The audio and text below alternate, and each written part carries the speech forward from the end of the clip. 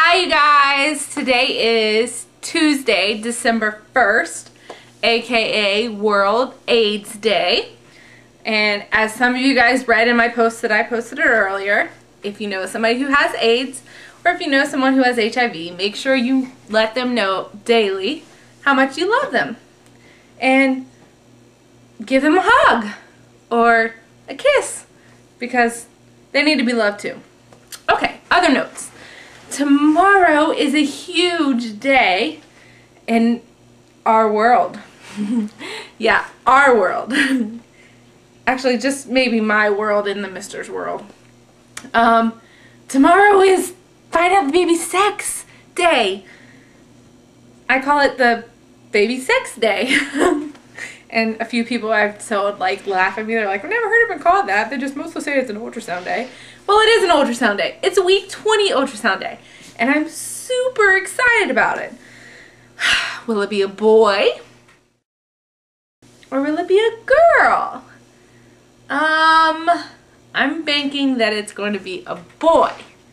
Just because I have a feeling. And also that IntelliGender test thingy came out falsely to me if you looked at it straight on, but when you look at it like as the time goes by, it turns green. So I'm thinking a boy, but the Mister thinks that thing is a piece of fraud, so guess we'll find out tomorrow. Other things that have been going on. I don't believe I've talked to you guys since I think like week 17, I think is the last time I talked to you guys. Let's see. A few things. The last time I talked to you guys, I remember telling you guys about my headaches, and I remember telling you guys about my blood pressure medication that I was taking it wrongly. It said to take 2 a day, and I was taking them both in the morning, but he wanted me to take every 12 hours. So 1 in the morning, 1 in the evening. Well, I was watching Dr. Oz today. I don't watch Dr. Oz. I kind of watch the doctors, but not really.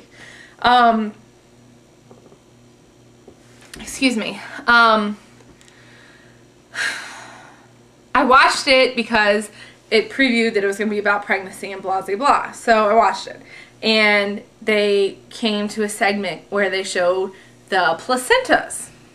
The placenta of a woman who has high blood pressure, preeclampsia, and a placenta of a woman that had normal pregnancy, no high blood pressure.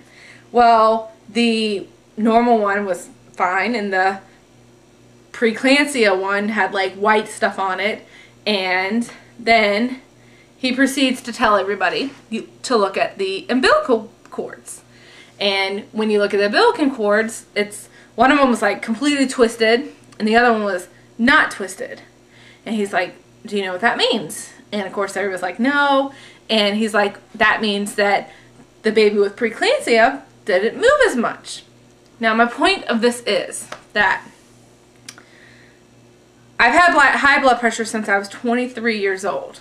When I went to the OBGYN, who has been my OBGYN for the last 3 years since I have been diagnosed with endometriosis. He took me off of my blood pressure medication.